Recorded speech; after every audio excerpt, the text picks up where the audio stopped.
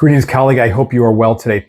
Hey, whether you're a buyer, seller, or a realtor, and you really aren't sure the difference between the standard contract that we use in Florida versus the as-is contract, I wanted to explain the one major difference.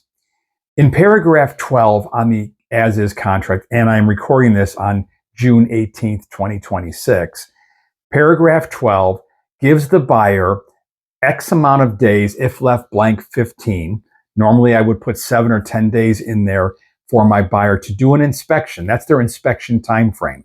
And within that time frame, the buyer can cancel for whatever reason they want.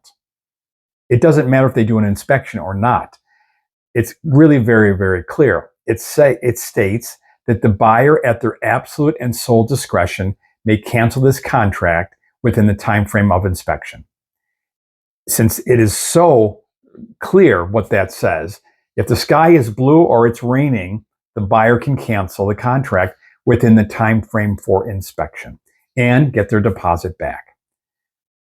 The standard contract gives the buyer the right to do an inspection, a termite inspection, and making sure that there are no open permits, but the seller has the right to fix any of the repairs that the buyer is requesting.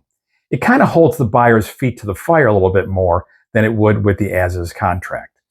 In my little humble opinion here, after 26 years, if I was selling a home today and I knew that it was in great condition, I would demand a standard contract. If I'm a buyer purchasing a fixer-upper, and who knows what the inspector may find when they really dig into the property, I would always write up an as-is contract. The as-is contract is extremely buyer-friendly. And again, to reiterate, the buyer may cancel for whatever reason they want within the time frame for inspection on the as-is contract.